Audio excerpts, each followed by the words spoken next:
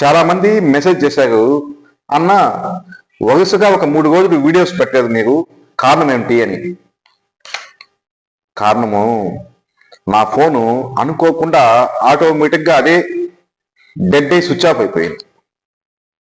దాన్ని రిపేర్కి ఇచ్చా. అందువల్లే 3 రోజులు ఏ వీడియోస్ పెట్టలేకుండా పోయా. నాకు ఒకటి అనిపించింది, ఉన్నట్టుండి అంతకు ముందు దాకా ఫోన్ బాగుంది, అనుకోకుండా ఎటువంటి కారణం లేకుండా అది డెడ్ అయ్యి స్విచ్ ఆఫ్ అయిపోయింది. మనిషి జీవితం కూడా ఇంతే కదా అని నాకు అనిపించింది.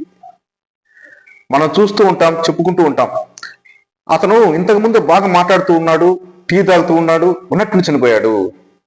అతను ఇప్పుడే అలా వెళ్ళాడు, బాగా వాకింగ్ వెళ్ళి వచ్చాడు, ఉన్నట్టుండి చనిపోయాడు అని.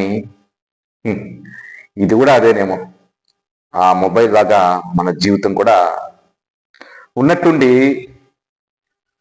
మన తనువు చాలించి మన స్నేహితులను, మన బంధువులను, మన కుటుంబాన్ని, మన బంధాలను, మన ఆశను, మన ఆశయాలను, మన ఆస్తులను అన్నీ వదులుకుని గాల్లో కలిసిపోతాం.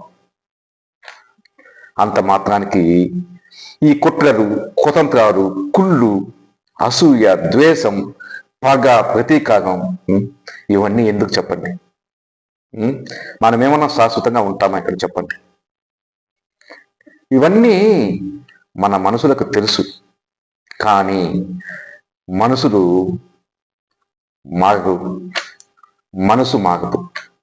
ఇంకొకటి ఏంటంటే, నా ఫోను పాడైపోయాక రెడీ అవ్వడానికి 3 రోజులు పట్టింది.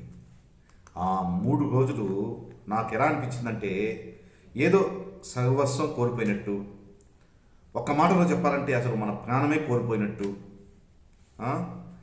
అజ్ఞానంలో బతుకుతున్నట్టు, అజ్ఞాతంలో బతుకుతున్నట్టు, ఒక అంధకారంలో బతుకున్నట్టు ఫీలింగ్ అనిపించింది.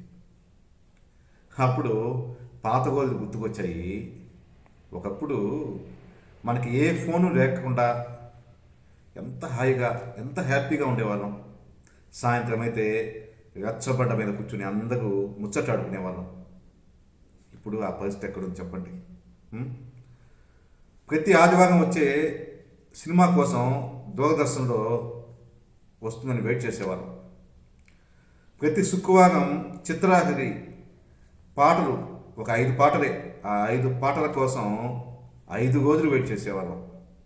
కానీ ఆ ఆనందం, ఆ అనుభూతి, ఆ అనుభవం ఇప్పుడు ఏమాత్రం లేదు. మనకి ఎన్ని సౌకర్యాలు ఉన్నా ఆ అనుభూతి, ఆ ఆనందం ఎవరికి కలగడం లేదు. ఇదైతే వాస్తవం. ప్రతి వారం స్వాతి వీక్లీ వస్తుందని ఎంత ఆత్రుతగా ఎదురు చూసేవాళ్ళం, ఎంత ఆత్రంగా చదివేవాళ్ళం, ఎంత ఆనందపడేవాళ్ళం. ఇప్పుడు కనీసం పుస్తకం తెరిచి చూస్తున్నామా? ఏదైనా సరే లేదు. ఏ వీక్లీ చదవడం లేదు. అసలు న్యూస్ పేపర్ ఎవరు చదువుతున్నారు ఇప్పుడు? ఎవరో మన ఇంట్లో ఉన్న ముసిరోళ్ళు, పెద్దవాళ్ళు చదువుతున్నారు, కానీ న్యూస్ పేపర్లు కూడా ఇప్పుడు దాదాపు 90% జనం అవాయిడ్ చేసేశారు.